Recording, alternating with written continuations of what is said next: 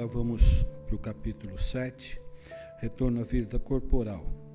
Nesse estudo nós teremos prelúdios do retorno, união da alma e do corpo, aborto, faculdades morais e intelectuais do homem, influências do organismo, idiotia, loucura da infância, simpatias e antipatias terrestres e esquecimento do passado. Prelúdios do retorno. Os espíritos conhecem a época em que reencarnarão. Eles a pressentem como um cego sente o fogo de que se aproxima. Sabem que devem retomar um corpo, como sabeis que devereis morrer um dia, mas sem saber quando isso se dará.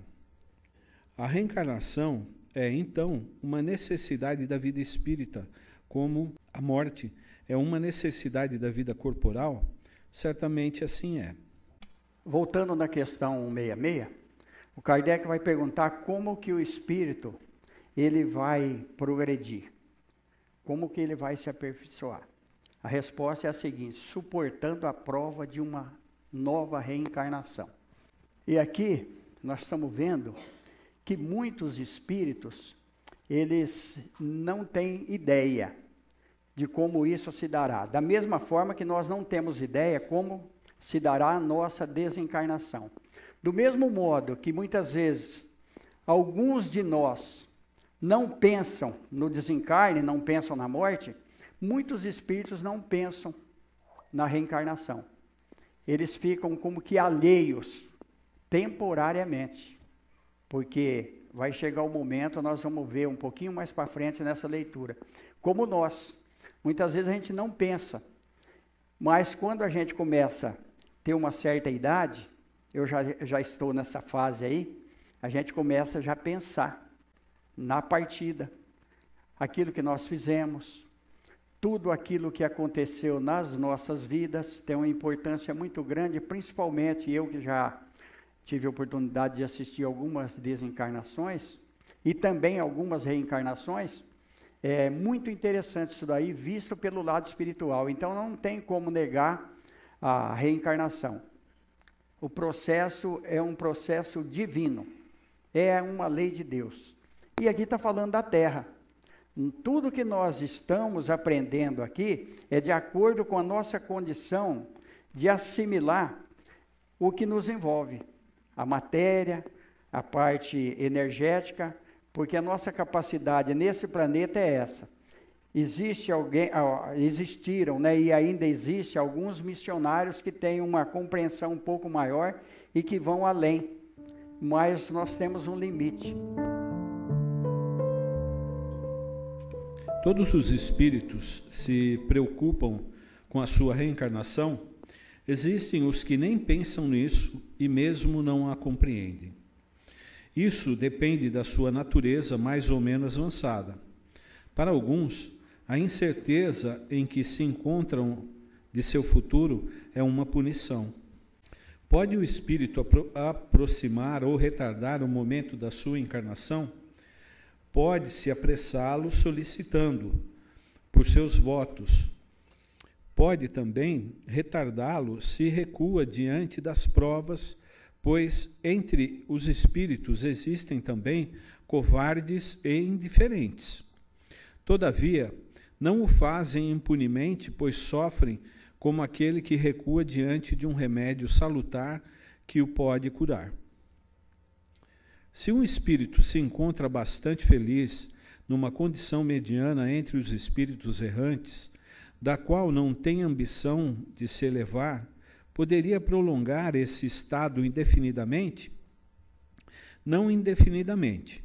O progresso é uma necessidade que o espírito experimenta cedo ou tarde. Todos devem elevar-se, é o seu destino.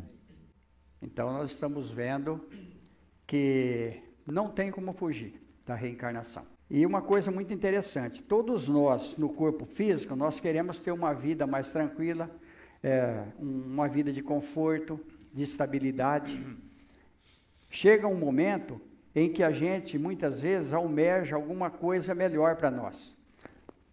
No plano espiritual, isso é muito mais acentuado. Por quê? Porque o espírito, ele tem condição, muitas vezes, quando ele está sendo refratário àquilo que ele está recebendo, às vezes ele tem a oportunidade de visualizar regiões mais superiores, aonde ele verá que naquele lugar, naquelas colônias, naqueles ambientes, a vida é muito mais tranquila, existe muito mais felicidade, mas para ele alcançar, ele precisa ter o comprometimento de reencarnar e passar pela prova daquilo que ele não conseguiu superar na última encarnação. Nós vamos ver isso no livro do André Luiz.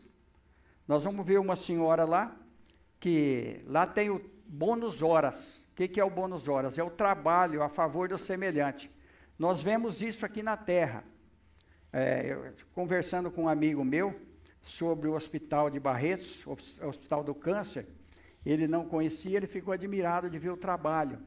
Então, existem trabalhos voluntários na Terra, principalmente na área da saúde, na área da psiquiatria, em que espíritos comprometidos renunciam à própria vida, às vezes até a vida familiar. Nós falamos aqui daquele bandeirante, ele renuncia para poder auxiliar os outros.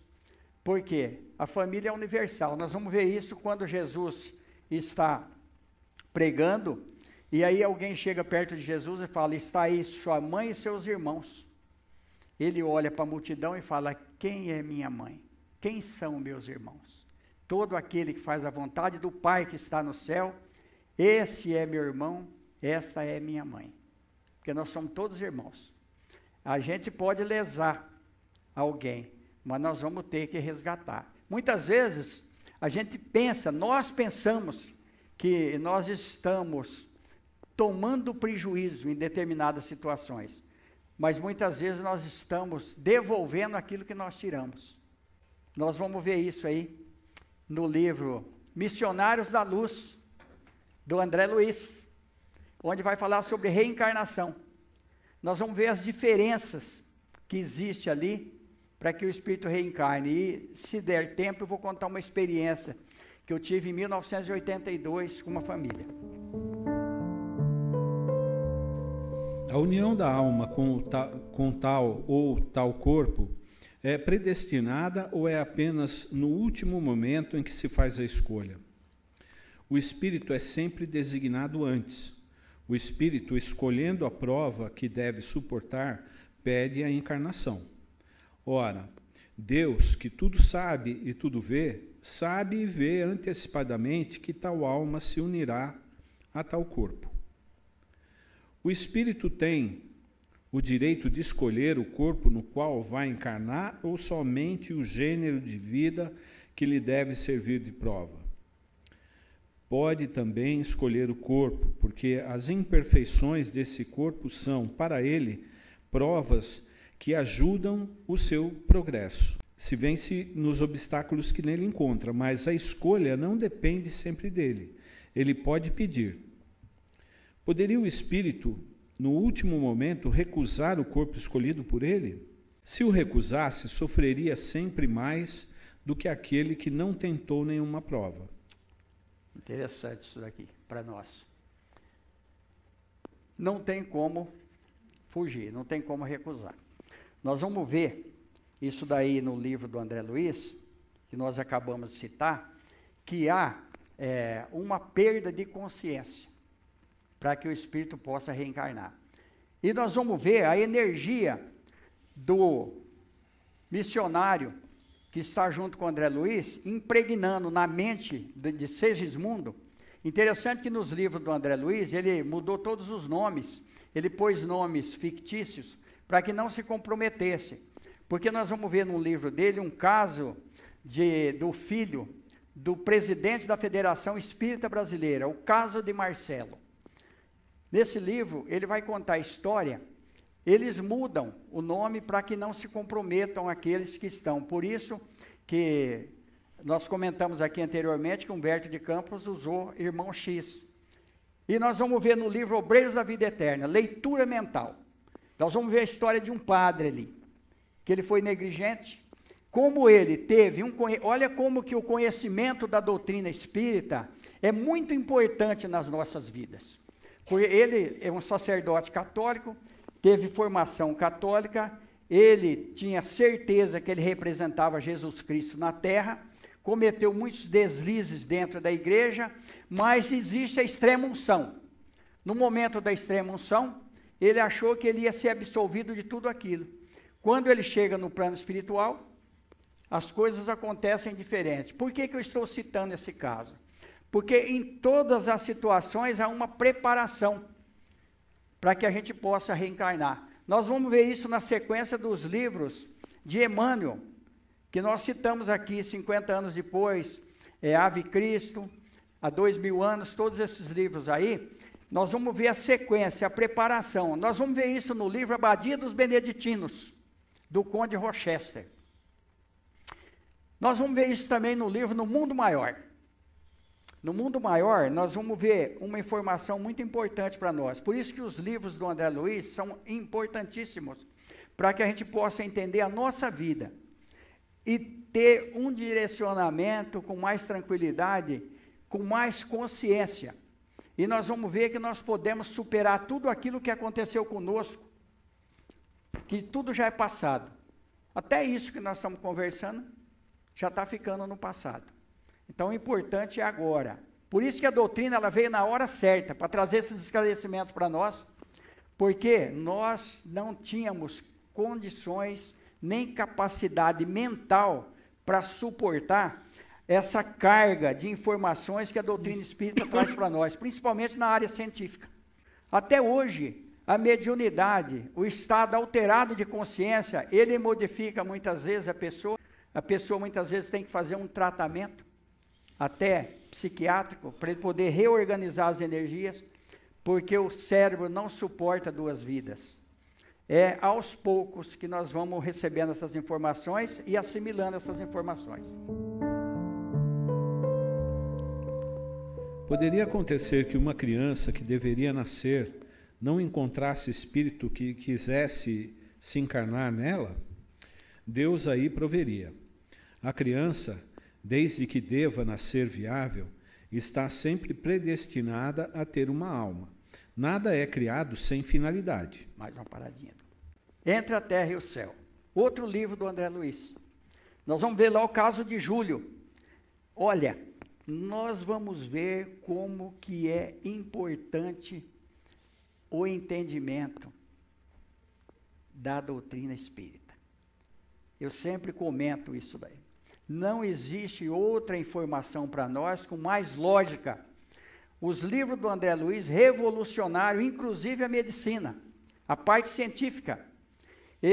No livro Mecanismo da Mediunidade e Evolução em Dois Mundos, ele traz terminologias ali que fizeram até um elucidário do livro Evolução em Dois Mundos, tal o conteúdo científico, o vocabulário, muito difícil de entender. Se não tiver uma cultura um pouco elevada, é difícil entender. Mas olha que coisa interessante. Olha a condição que a doutrina espírita dá para nós. Depois que a gente lê esse livro umas 4 ou 5 vezes, nós começamos a entender o livro perfeitamente. Não existe nada que a gente não entenda, que a gente não compreenda. Por quê? Os espíritos nos ajudam. Muitas vezes nós estamos conversando aqui na frente, a gente não tem condição acadêmica para passar certas informações, mas nós temos ajuda espiritual, porque Jesus está conosco. A união do espírito com o corpo pode ser imposta por Deus? Pode ser imposta, assim como as diferentes provas, sobretudo quando o espírito não está ainda apto para fazer uma escolha com conhecimento de causa, como expiação. O espírito pode ser constrangido a unir-se ao corpo de tal criança que, pelo seu nascimento e a posição que terá no mundo, poderá vir a ser para ele um instrumento de castigo. Olha, então nós estamos vendo aqui a interferência da organização física nas ações do Espírito. Aí nós vamos ver um outro livro. Eu gosto de citar livro, porque é muito importante a gente buscar. No livro Luz Acima, Irmão X, nós vamos ver lá o candidato impedido. Nós vamos ver Jesus falando ali. Olha o que Jesus fala ali. Jesus, chega um rapaz e ele está pedindo que quer ser um discípulo de Jesus. Aí Jesus começa a mostrar para ele as situações em que eles atendiam as pessoas. Toda a situação, porque ele estava muito bem aprumado, muito bem vestido, então Jesus já vê a condição material dele, condição econômica. Aí Jesus, tudo que Jesus cita, ele dá uma desculpa. Aí o último que Jesus cita, Jesus fala com essas palavras. Trouxeram um paralítico de cura impossível. Olha, Jesus falando isso daí. Um paralítico de cura impossível, que você poderia nos ajudar. Porque ele está precisando de banho, de uma série de coisas, Jesus vai citar ali. Aí ele foge. Por que cura impossível? Programação reencarnatória. Programação reencarnatória. Nós não vamos ver Jesus criar nenhuma perna, nem um braço, nem uma mão em ninguém. Porque está nas leis da natureza. Mas nós vamos ver Jesus, o homem da mão ressequida, ele consegue irrigar através da energia e a mão volta ao normal. Faltava o que ali? Uma energia espiritual. Jesus conhecia todas as condições. Nós já falamos aqui sobre o corpo espiritual. Então, tudo que está no corpo físico é uma cópia do corpo espiritual. O programador é o espírito, mas existe esse corpo, não pode quebrar as regras. Ali está todo o currículo daquele reencarnante. É uma coisa fantástica. Por isso que nós vemos muitas vezes a pessoa que não tem um braço, não tem uma perna, e ele sente coçar, muitas vezes ele sente coceira, muitas vezes ele sente a energia, ele acha que tem o braço. Aí eu cito uma coisa muito interessante, um livro que chama Do Outro Lado. Wilson Frugilo Júnior. O rapaz é cego. À noite ele vê. Ele sabe onde estão todas as coisas dentro da casa. Quando ele acorda, ele tem todos os afazeres perfeitamente. Porque à noite, quando ele dorme, um amigo meu que desencarnou, que é americano, que ele foi um gladiador romano, olha para vocês verem a reencarnação. Esse rapaz, até 18 anos, já contei a história dele aqui. Foi muito amigo meu. O Espiritismo salvou a vida dele. Quando a gente ia fazer atendimento, ia um padre lá do Dom Bosco, boníssimo, que dava muito conselho para ele. Quando nós começamos a fazer o atendimento, ele falava que Deus era tão ruim para ele, que tinha deixado ele tetraplégico, porque se ele tivesse pelo menos nas mãos, ele se matava. Ele não podia movimentar. E para completar, olha, a prova dele, o médico foi fazer uma cirurgia na nuca dele, e aí ele ficou paralisado com a cabeça para cima, não podia virar o pescoço nem para um lado nem para o outro. Ele ficou com esse problema aos 18 anos, não vou entrar em detalhe aqui, senão nós vamos estourar, nós queremos concluir essa primeira parte, e ficou 18 anos na cama. Ele tinha sido um gladiador romano. O pai dele era surdo, tinha sido aquele segundo dele, que preparava as armas para ele lutar. Ele usava uma corrente para quebrar o pescoço do adversário. Olha, caso verídico. Esse rapaz morava na rua Riachuelo, entre Adão Pedro e a Cabo Oswaldo de Moraes. Se acontecesse que vários espíritos se apresentassem para um mesmo corpo que deve nascer, o que decidiria entre eles? Vários podem pedir, nesse caso é Deus que julga qual deles é o mais capaz para desempenhar a missão a qual a criança está destinada. Mas eu disse, o espírito é designado antes do instante em que se deve unir ao corpo. O momento da encarnação é acompanhado de uma perturbação semelhante àquela que tem lugar na desencarnação, muito maior, sobretudo mais longa, Na morte, o espírito sai da escravidão, no nascimento entra nela. O instante em que o espírito deve se encarnar é para ele um momento solene, realiza esse ato como uma coisa grave e importante. É como um viajante que embarca para uma travessia perigosa e não sabe se encontrará a morte nas ondas que enfrenta. Olha, interessante, né? Que esclarecimento para nós. O viajante que embarca sabe a que perigo se expõe, mas não sabe se naufragará. É assim com o espírito. Ele conhece o gênero de provas às quais se submete, mas não sabe se sucumbirá. Da mesma forma que a morte do corpo é uma espécie de renascimento para o espírito, a reencarnação é uma espécie de morte, ou antes, uma espécie de exílio e de clausura. Ele deixa o mundo dos espíritos pelo mundo corporal, como o homem deixa o mundo corporal pelo mundo dos espíritos. O espírito sabe que reencarnará, como o homem sabe que morrerá, mas, como ele não tem consciência senão do último momento, quando a hora é chegada. Então, nesse momento supremo, a perturbação se apodera dele, qual no homem em agonia, e essa perturbação persiste até que a nova existência esteja francamente formada. Os prelúdios da reencarnação são uma espécie de agonia para o espírito. A incerteza em que se encontra o espírito sobre os eventuais sucessos nas provas que vai suportar na vida é para ele uma causa de ansiedade antes da encarnação, uma ansiedade bem grande, visto que as provas de sua existência retardarão ou acelerarão seu progresso, conforme a suporte bem ou mal. No momento da reencarnação, o espírito está acompanhado por outros espíritos de seus amigos que vêm assistir a sua partida no mundo espírita, como vem receber quando para lá retorna? Isso depende da esfera que o espírito habita. Se está nas esferas onde reina a afeição, os espíritos que o amam o acompanham até o último momento, encorajando-no e frequentemente seguem-no durante a vida.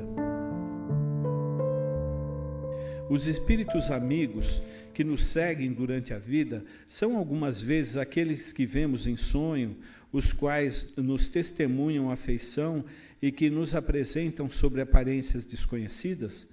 Muito frequentemente são eles. Vêm nos visitar como ides visitar um encarcerado. Muito bem. A gente sempre cita aqui o nosso espírito protetor, nosso anjo da guarda. Ele é o fiador, vamos usar essa palavra, bem frequente aqui na Terra. Ele é o fiador da nossa reencarnação. Nós vamos ver isso no livro do Divaldo Pereira Franco, Grilhões Partidos, onde nós vamos ver que uma mulher, ela preparou a reencarnação do rapaz. E ele se comprometeu, mas nós não vamos entrar em detalhe do livro. Aí, a dona Ivone Pereira recebeu um livro que chama Ressurreição e Vida, de Leon Tolstói. Todos acho que conhecem esse gênio que foi Leon Tolstói. Nós vamos ver ali o coração do Leon Tolstói. O livro começa com uma coisa muito importante. Ele começa com uma entrevista com Zaqueu, o cobrador de imposto, aquele que subiu na árvore, no sicômoro, para poder ver Jesus. E o Leon Tolstói vai contar uma experiência em Odessa, na Ucrânia. Olha a capacidade espiritual. Por isso que Nova Odessa chama Nova Odessa. Aconteceu um fato interessante. Numa das nossas reuniões, um pastor da igreja luterana comunicou conosco, contando a história da estrada que veio de Limeira para Nova Odessa, aonde ele fazia culto na igreja luterana em Nova Odessa. Ele contou muitas histórias da Rússia, da Polônia e da Ucrânia. olha como que a conexão com o plano espiritual, ela é fantástica para nós. Sobre a reencarnação, que eu disse aqui. Nós, em 1982, atendemos um casal de Sumaré. Eles tinham uma granja em Sumaré. A mulher estava com 43 anos e naquela época, uma mulher com 43 anos, dificilmente ela engravidava. E eles tinham muita vontade de engravidar. Aí foi sugerido um tratamento espiritual que ela trouxesse a água.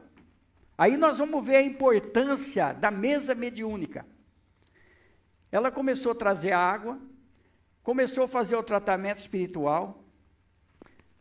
Nós, quando íamos dar o passe nela, a gente via uma entidade que ficava em cima dela, bloqueando principalmente na parte genésica dela. Ele influenciava, tinha ali um acúmulo de energias escuras. Depois de algum tempo, ele ficava mais afastado. Ele comunicou-se na nossa reunião mediúnica. Depois de algumas conversas, ele disse que viria, que ele iria se reencarnar, mas não pela mãe nem pelo pai, que ele não gostava de nenhum dos dois, mas pela avó, porque a avó vinha junto. Olha, por isso que realmente a avó é mãe duas vezes. A gente não dava muita importância para a avó, nós estávamos focados no casal. Olha quem estava ajudando ali, a avó. E ele reencarnou. Quando ele estava com 8 anos, que ele tinha completado a reencarnação, porque completa com 7, ele não quis mais morar com o pai e a mãe. A avó tinha mudado para o Paraná, e ele foi morar com a avó. Olha aí, a reencarnação. Tudo preparado, graças à reunião mediúnica. O trabalho de mesa. Muitos espíritos são preparados. Eles vêm, recebem o choque do médium, o choque físico, e muda toda uma situação. Mas isso é um assunto para um outro dia, que nós estamos em cima do horário. Vamos pedir a Jesus que nos envolva. Vamos agradecer. Eu quero agradecer aqui uma sacerdotisa,